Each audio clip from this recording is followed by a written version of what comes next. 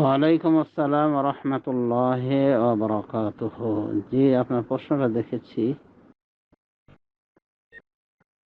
প্রশ্ন করেছেন, এক বোন 4 রাকাত ফরজ সালাতে 2 রাকাত ভুল করে সালাম ফিরে নেই। এখন ওর করণীয় কি? সে কি আবার 4 রাকাত সালাত আদায় করবে? না, তাকে আবার 4 রাকাত সালাত আদায় করা লাগবে না, বরং 2 রাকাত 2 রাকাত পড়ে যে সালাম ফিরে দিয়েছিল ভুল ক্রমে, এটার কারণে তার করণীয় হলো লাস্টে আগে ওই 2 রাকাত ছুটে যাওয়া 2 রাকাত পড়ে নেবে, বা ছুটে নিয়ে এক কথায় 2 রাকাত রেখে সালাম ফিরে দিয়েছিল, ওই 2 রাকাত পড়ে নেবে যথা নিয়মে।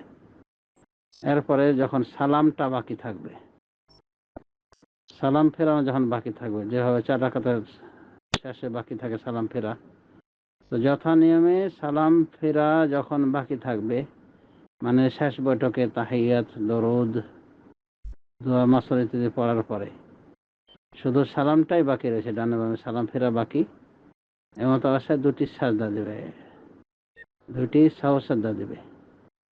এরপরে ডানে বামে সালাম ফিরবে। আর যদি ভুল ক্রমে সালাম ফিরে দেয় 4 রাকাত এভাবে পড়ার পরে,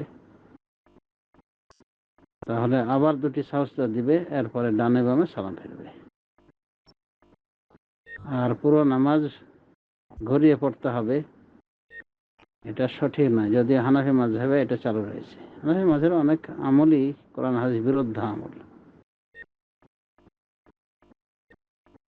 আশা করি বুঝতে পেরেছেন। এমত অবস্থা করণীয়, বাকি 2 রাকাত নামাজ পড়ে নেবে, এরপরে শেষ বৈঠকে সালাম ফিরতে যখন বাকি থাকবে, কেবল 2টি সাজদা দিয়ে ডানে বামে সালাম ফিরবে।